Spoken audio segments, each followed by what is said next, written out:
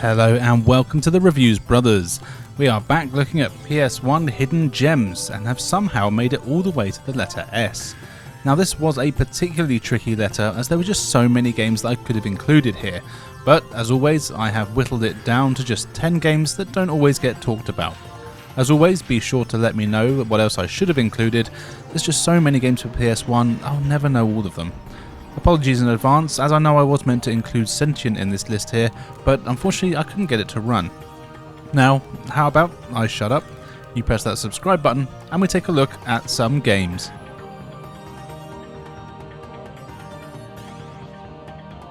Let's start with some spooky dungeon crawling actions with Shadow Tower from those sadists at From Software.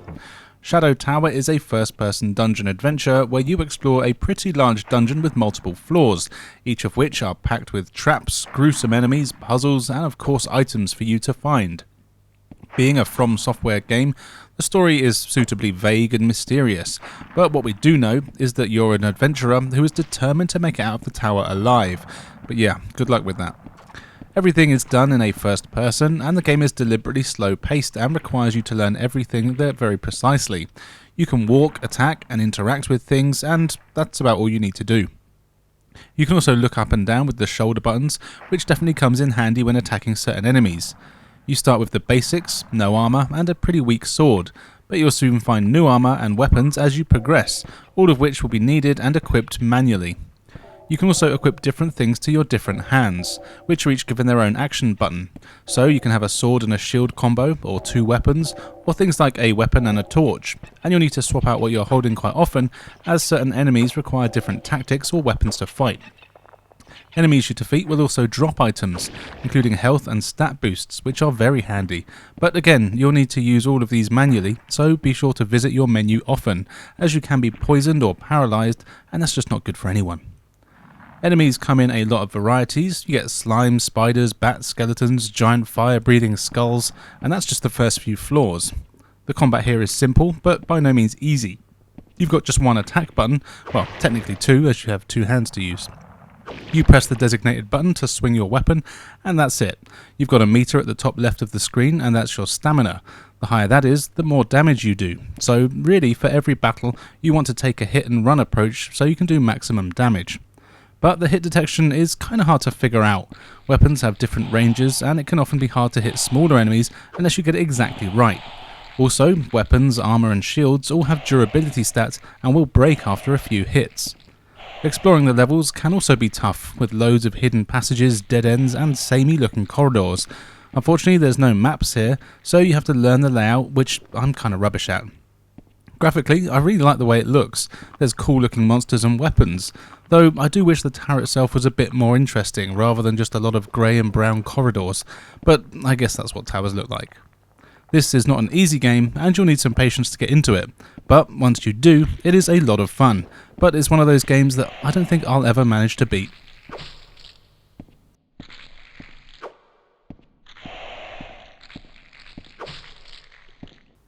Fighting game time now with Shaman King. No, is it Shaman King? This is based on the anime of the same name, and will likely shock none of you when I say that I've never seen it before, but that doesn't really matter. As far as I can tell, this is a Japanese exclusive, which is a bit of a shame as there's a lot of story here and a ton of different game modes, but I have no idea what is going on in any of it. Though if you can read Japanese or know the story, you might already be familiar. From what I can tell, all the characters have a ghost avatar thing, presumably thanks to voodoo magic. Then between you and your ghosts, you fight a bunch of other people in the same situation. As with the usual fighting games, I'm guessing some of the people are your friends, and there's a flimsy reason why you're fighting them. It's usually mind control. Of course, that made up drivel only applies to the story mode, which is actually really fun, as you change form and character as it progresses, meaning that things don't get too boring. As well as that, you have mini-games every few stages that, if you beat them, will give you stat boosts. This is a really nice touch, even though I was never really sure what the stats were for. As well as the story mode, you've got a nice amount of other modes, which range from your usual tournament Street Fighter style, where there's no story, you just pick your favourite character and see if you can beat everyone else. There are loads of characters to unlock, which is nice, and a good reason to keep coming back. Though I do wish that there was a way I could just pay for the new characters with my credit card rather than having to actually play the game and unlock them. Maybe that's a feature games will bring in the future. Something that's really cool here is that you have a special bar indicated by a percentage as you fight. Your little ghost mate will shout a command at you, usually just a simple button press, and if you do it in time, you will build your meter up. Then you can use a more powerful special attack to get their own cutscene. I'll be honest though and say I couldn't actually figure out how to do most of those, though if I was able to read the text, it's likely I was told. But when my opponents did the same to me, it always looked really cool. Graphically, the game is very good, with decent pixel art and some fantastic animation all over the place. The cutscenes are still images, but they're very high quality. The controls are good and responsive, you got a few attack buttons, and doing combos and specials was pretty easy when you can figure them out. I really had a good time with this one, and my main complaint, which is a pretty stupid one, is that before each fight the characters take turns saying stuff, or should I say shouting stuff at each other, and you can't skip it. It's only 5 or 6 seconds, but when you've heard the same one 100 times it does get a bit annoying. Other than that though, this is a really fun fighter that is easy to pick up and play, and a lot of fun to go through and unlock the characters.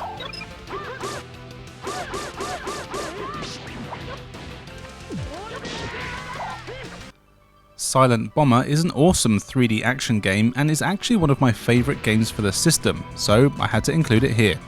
You play as the stupidly named Utah, who is a silent bomber. You're part of an explosive task force who are out to bring peace to the galaxy. Unfortunately, a bunch of bastards have created an army of robot soldiers and mutants, so you're sent in to bomb them. Silently, I'm presuming, but it doesn't look like Utah got that message.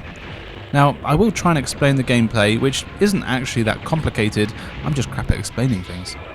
Every level has an objective, which is basically something that needs blowing up. Of course, it's not that easy, and you'll need to deal with hundreds of enemies, blockades, and massive bosses along the way. Thankfully, you have an unlimited supply of bombs, and you start out with 3 bombs. Pressing the square button will drop a bomb, and you can drop up to 3 at a time, either in different places, or you can stack them on the same spot for a larger, much more powerful blast. Alternatively, you can hold the square button to get a target reticle thing. Point that at an enemy or something that can be blown up, and you'll lock onto it, then quickly hammer the square button to fire bombs into whatever it is you're locked onto. This lock-on mechanic does have a limited range though, and once all your bombs are placed, you just press the triangle button to detonate them whenever you want. None of the bombs will go off by themselves. Of course, for maximum enjoyment, you want to blow up as many enemies with as few bombs as possible to create combos, though this only gives you points and doesn't really do anything other than look cool. As well as your regular bombs, there's 3 special types. Fire, which does just that, it leaves a flame behind, dealing damage over time. Electricity, which can short circuit enemies, stunning them for a few seconds, and then there's a gravity bomb, which slows down enemies. You use your selected bomb with the circle button and can do any combination of all your bombs that you like, though the special bombs are limited and you'll need to collect them in the levels. As you explore and blow shit up, you'll also find mod chips. You want to find as many of these as you can, as they're used to upgrade the number of bombs you can drop, the range of your lock-on, and your shield, which basically gives you more health. These are automatically upgraded as you collect them, but what's cool is that you can pause the game at any time and reallocate the chips. So if you want to sacrifice health in order to drop more bombs or have a longer range, you can do that.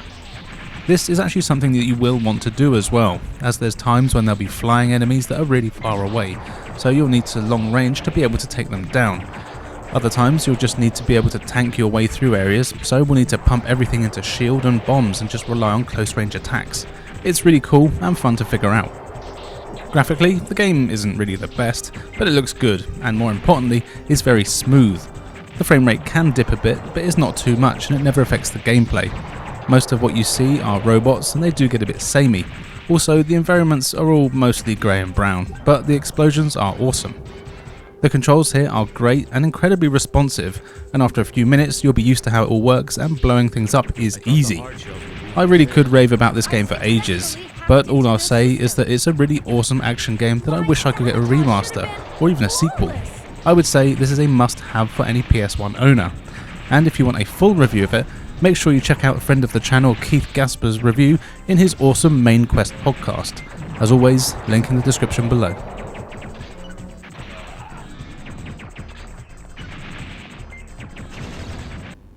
Here is Silverload, a point-and-click adventure game that is set in the Wild West, and is a spooky tale of a town of Silverload that's being harassed by some evil creatures, including werewolves, vampires, demons, and more. you take control of a character known only as the Gunslinger, and you meet some lovely people who are not in the best shape, and they warn you about Silverload. But as you're a gunslinger, you throw caution to the wind in an attempt to see how you can make a quick buck off the plight of the people there. As it's a point-and-click adventure, you spend pretty much the whole game just moving a cursor around the screen. You've got the option to look at stuff, interact with stuff, or pick up stuff, and that's about it. But that's all you need in a game like this. You'll need to scour every inch of the screen in order to collect various items that you'll need to defend yourself, as well as gain access to new areas and puzzles. And the puzzles here are pretty tough and cryptic. Everything you collect is stored in your inventory, which appears when you move the cursor to the bottom of the screen. Here you can equip items by putting them in your hands or on your face if it's glasses for a funky new hat. And you'll even need to defend yourself at times. The game has a ton of really cool cutscenes and locations, and you'll want to talk to everyone to get as many hints for where you need to go and what you need to do. The game does very little in the way of hand-holding, which can cause some frustration, as there were times when I was wandering around in circles for ages trying to figure out what the hell I needed to do and what combination of items I needed to get. Also, when using items and looking for exits, it's never actually that easy. There's no indicators on the screen as to where you need to press in order to move on to the next screen or pick up items, so I had to resort to just moving the cursor everywhere and hammering the X button. But once you do get used to it, it's really not bad. And in fact, I really got engrossed in the story and characters here, and there's a lot of that, and the cutscenes are especially excellent and have some really good spooky stuff going on in them. In fact, there is quite a lot of gore in here, and this is a great game for anyone that's into horror. The story takes you through all sorts of strange places, and you'll deal with damsels in distress, monsters, Native Americans, and all sorts of other strange folk, and I always look forward to seeing who I was going to meet next. Also, there are monsters lurking all over the place, and if you spend too much time in certain areas without the proper way to defend yourself, you'll get a cool cutscene where you're killed and will have to go back to your last save, so save often. Now, as it's a point-and-click game, that's really all there is to say about it, but I had a really good time with this one. It did take me a while to get into it, but once it got its fangs into me, I found it hard to put down. As I said before, this is definitely one that horror fans should check out, but do be prepared to sink a good few hours into it in your first playthrough.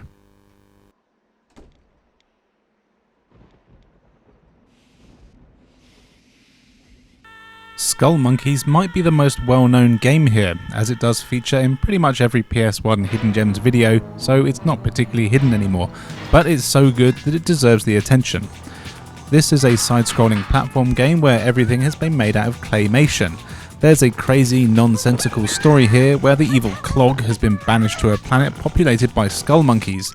He ends up becoming their leader, and so Clayman, the character you play as, is sent in to stop his evil tirade. To do this, you explore a load of large levels that are packed with tricky platforming sections, as well as loads of enemies and a bunch of things you can collect. Most of what you'll find are clay balls. Collect 100 of them and you'll get an extra life. And you'll need them, as this is a pretty damn hard game. But it's just so fun to play that it'll likely keep you hanging around so you can see what crazy boss or cutscene is coming up next. You'll be taking on loads of the Skullmonkeys as well as strange insect looking things, and the variety in enemies is pretty good. You can jump on most but not all enemies to kill them, and this is actually something I had a lot of trouble with, which I'm not sure why, as the controls here are excellent, but I did find that jumping on enemies was much harder than it probably should have been. Thankfully, you do get a few other ways to attack enemies, though these are limited. You can find a green bullet thing that shoots ahead of you, as well as a hand bird thing that homes in on enemies, and of course a hamster shield where hamsters surround you and kill everything that touches you for a few hits. As well as this, you can collect a cool power-up that creates a green version of you, and you control this extra version until either the timer runs out or you get hit. If you manage to survive the full duration and when the timer runs out, then you get to carry on from where you managed to get to. But if you get hit during this time, rather than die, you just go back to where you first created the green version of yourself. This is a really cool mechanic and at least gives you a way to see what's coming up, even if you don't last the whole time. The levels here are packed with secrets, and you'll find lots of them all over the place. As well as this, you can access bonus levels that give you a load of extra lives and power-ups, and also have some of the best music in the game. Of course, we have to talk about the graphics, which are just incredible. The claymation here is incredible, I've said incredible twice there, sorry, and everything is super smooth and responsive. The cutscenes in particular are excellent and genuinely funny. The humour here is great and is made by a few of the people that worked on Earthworm Jim games, and it really shows here. Also, as I mentioned, the music is excellent, with a great mix of being silly but still pretty catchy.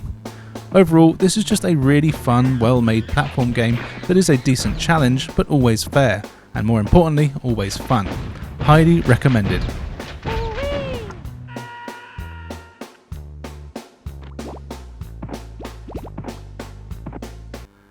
Skydiving is something that doesn't get enough video games if you ask me, so thank God for Skydiving Extreme.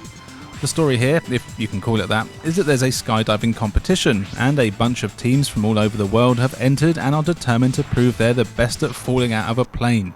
So you choose your team and then jump out of the plane and follow the on-screen prompts in order to show off your moves and be the best. The game essentially plays like a rhythm game. As you're falling, on-screen instructions appear and tell you what buttons to press. These can be confusing at first as they look like arrows showing Street Fighter style special moves, but you don't need to do them like this.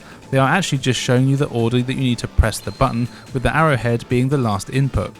So if it's an arrow in the shape of a 4, for example, you just need to press down, up, left, right. Simple. Except the inputs do get very complicated, and you'll soon see green boxes and purple boxes.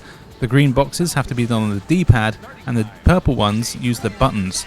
It does get complicated and frantic, but in a good way. Also, you only have a certain amount of time to put in the commands, otherwise you'll miss your opportunity. If you mess up, then you lose control and have to recover, which takes valuable seconds and causes you to fall faster. Your opponents are also falling at the same time as you, and doing the moves correctly will slow your descent. You have a height bar showing how high you and your opponents are, and of course whoever's bar depletes the first is the loser. Another thing is that putting in the correct inputs fills up your attack bar. This has 3 notches on it.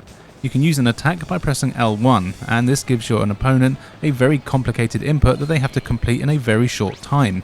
Of course, your opponents will use attacks on you as well, but if you manage to defend it, you get a decent bonus. The higher your attack bar is, the more complicated the attack you do is for your opponent. It's actually really fun and would be awesome against a second player, if only I had a friend. Graphically, the game is decent. Each level has its own setting and weather, and though you won't be paying much attention, they do look decent. Watching your team do their elaborate formations is really cool, but you do see the same ones pretty much every level, though mixing up who you play as does change this. The controls here are fine as they're just simple button presses, but it's not easy, and even the normal difficulty puts up a hell of a challenge, and you need to be on your toes to make it through. It's a super simple arcade style game that would be perfect for a game night with mates. It's one of those games that you kinda look at assuming it's gonna suck, but then it's actually really kept me coming back for more. Definitely a hidden gem.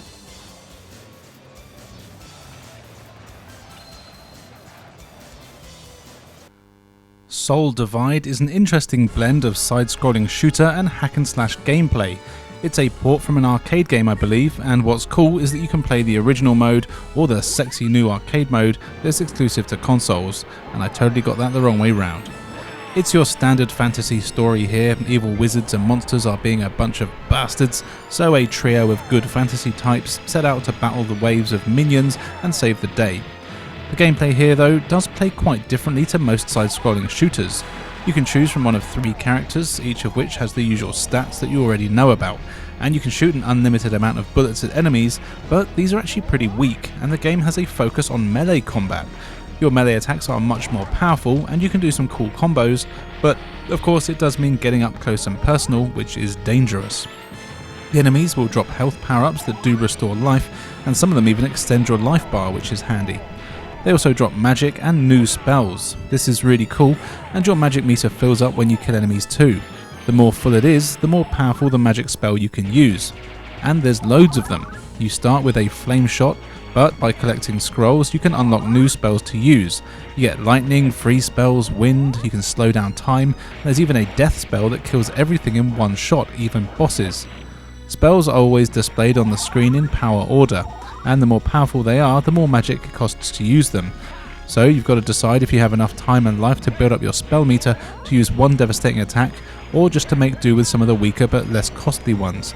And you can even swap between your spells with the shoulder buttons, but be careful as the most powerful ones, you can only use them once per level. This is not an easy game, and there's a ton of enemies on the screen at all time, and they all fire a ton of projectiles at you that are hard to avoid. This is partly because you're a massive sprite and don't have much space to move around in. Thankfully, you do get a life bar, so you can take a fair few hits, and you do get a few lives as well. There are unlimited continues, but something that I found strange and didn't quite understand is that early on in the game, if I continued, I'd start right from where I left off. But then after a few levels, it would take me back to the start of that very stage, and stages often have multiple levels within them, and multiple bosses. In fact, the levels in general are actually kind of odd. Some of them only last just a minute or so and have 3 or 4 enemies before you move on. It is kind of odd and does give the game a bit of a stilted feel to it, and it didn't flow as well as it could. But I did really love all the bosses and enemies here, so I wanted to keep playing to see what crazy bosses would come up next. Graphically, the game is a bit of a mixed bag. It's all pre-rendered sprites which look good, and I really like the design of most of the enemies and bosses, and it really gave me some Ray Harryhausen vibes, which is definitely a compliment. But the animation on some of them is just kind of wonky. You do also have the arcade mode here, and it's pretty much similar, but it has worse graphics and a different magic system. Personally, I didn't really like it as much as the arcade mode, but both are fun to play. If you're a fan of shooters, this is worth a look, as it isn't the same as the usual ones, but it's also not easy, so be prepared to get a bit frustrated.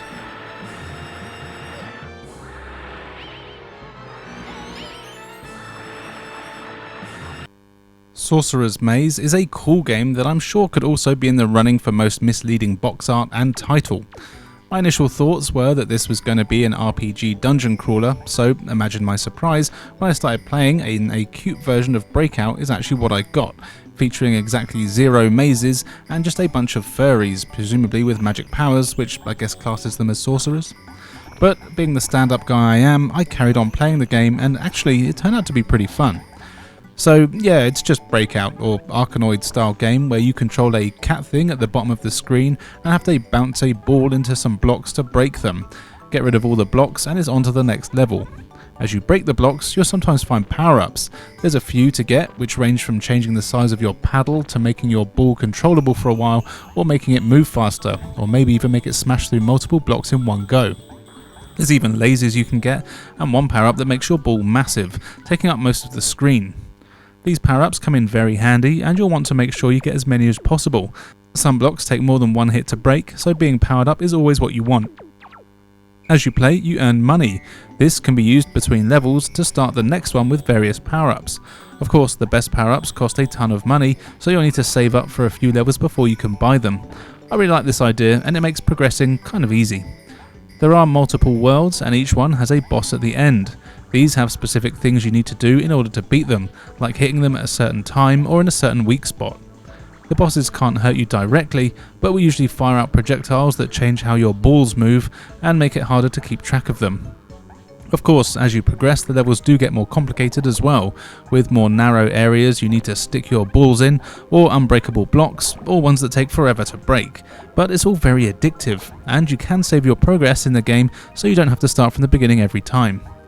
It is a pretty easy game though, and I actually found it kind of hard not to beat a level on my first try, though that might be because I'm a super gamer and just amazing. The graphics here are fine, it's all 2D sprites and they look decent enough, though it's nothing special. There are some strange still images at the end of each world, which are about as exciting as it gets. The controls are simple and there's no complaints there, after all you just move left and right and occasionally press the X button. Overall, this is a fun little game that isn't really anything special, but it does what it sets out to do pretty well. I just have no idea how they decided on the title or box art. I'm going to assume it's called something else overseas.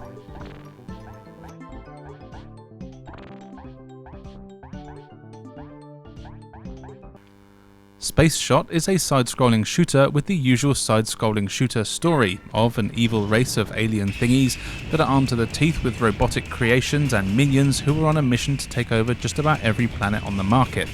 Thankfully, you are part of a crack team of elite space shooty peeps, and you have to do the usual thing of taking them out and giving them a good seeing to. As you can probably tell from the basic title, this is a budget game. But like with a lot of budget titles, it may well not be the best, and it doesn't have the most bells and whistles or innovation of top tier games, but it's actually a solid experience that will certainly keep you entertained while it lasts, and this is a pretty good example of that. You get some pretty ugly cutscenes to start the story up, and there is a certain charm to them though, and the game definitely doesn't take itself seriously, it's made up like a B movie. Then you get into the shooting bits, and well, you already know what to expect. You control your ship around the screen, shooting down enemies while doing your best to survive. Your ship always fires 3 shots. One is always straight ahead, and the other 2 are depending on where your little option thingies are at the time. Your options are always there, and while you're shooting, they stay in one place. To get them to move, you just need to stop shooting and move forward or back. Then they'll rotate around you, and when they're one you want them, then you start shooting again and they'll lock in place. This lets you shoot enemies ahead and behind, as well as pretty much at any angle that you need to, which is nice. What's interesting here is that you also have missiles that are pretty powerful, and you get an unlimited supply of them. To use them, you hold the square button and a lock-on indicator appears, kind of similar to Silent Bomber actually. Then you'll automatically lock onto any enemies that are within the lock range of radius, firing a barrage of rockets at them and doing massive damage. What's interesting is that the range and spread of this all depends on where your options are, meaning you can have a narrow but long range, which is great for targeting single enemies, or if your options are wide apart, then you'll be able to cover nearly the whole screen from top to bottom, but the actual range of it is only just a few feet ahead of you. It can take a while to get used to, and you'll want to do it as much as possible, as the missiles do a lot of damage, and your regular space shot, although it's quite good, isn't as powerful, especially against bosses. Levels are packed with enemies of course, and they'll shoot a ton of things at you, which can be hard to dodge. Thankfully, you can actually take a few hits before you die, and you have a few lives to play with, though if you do use a continue, you will have to start from the beginning of that level. Strangely, there's no power-ups at all in this game, which is very odd for a game of this style. There's no new weapons or even speed-ups or things that replenish your health. Thankfully, you do move at a decent enough pace, and the weapons that you do have are pretty effective as they are. Graphically, the game is nothing special, and it's actually kind of ugly, but it does the job and more importantly, runs pretty smoothly all the time. Everything is made up of polygons, including the backgrounds, which isn't always that common. The main thing is that the enemies, including most bosses, are kind of boring, blocky things that just don't have much personality. But the gameplay is actually still pretty fun. I've never been that good at shooters, but I do tend to enjoy playing them, and this one was no exception. Give it a go if you're a fan of the genre.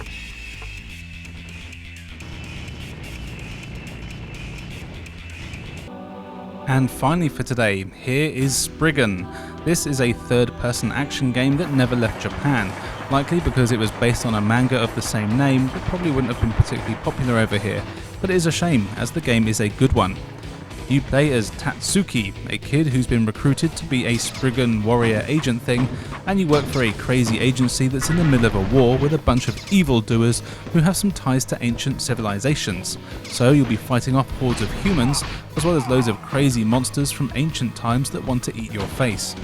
The game is a good mix of platforming, puzzle solving and action.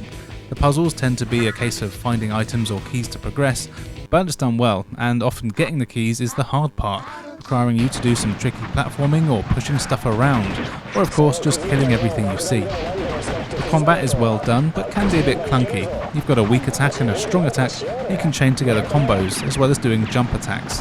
If you're running, you can also do a powerful flip kick, which are very slow but do a decent amount of damage. There's also a ton of ranged weapons for you to use, from pistols and machine guns all the way to things like rocket launchers. These are of course a lot more powerful and able to kill most regular enemies in just a few shots, but of course they have limited ammo, so you can't always rely on using them. You do also get knives and other melee weapons that do a lot more damage than your fists, but these are slower to use and you can't use the same combos. What's cool is that you can always punch with your weak attack, and then your weapons that are equipped are used with the strong attack button, so you can always find a nice combination that works well for you.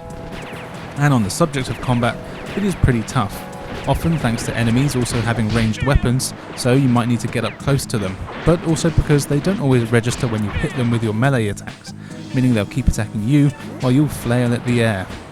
When using guns, it is also quite hard to aim.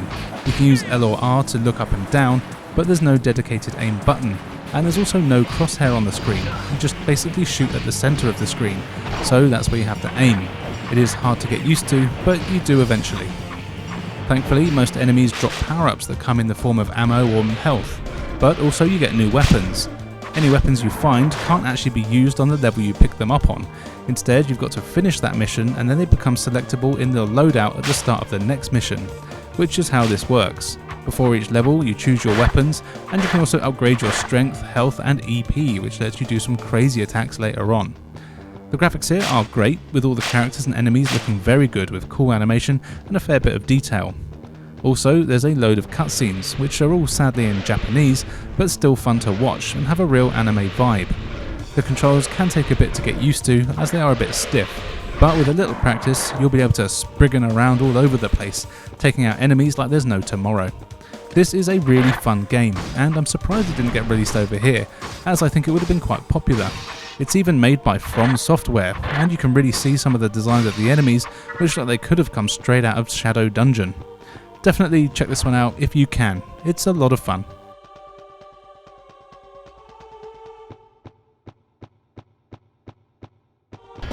So there you go, 10 games beginning with the letter S that you might not have heard of. Which one is your favourite, and what games could have been included here? Be sure to let us know in the comments below. On screen now you can see where you can follow us, so why not do so? We've got loads of cool content for everyone to enjoy. Now, all that's left for me to say is thank you for joining us, and we'll see you next time.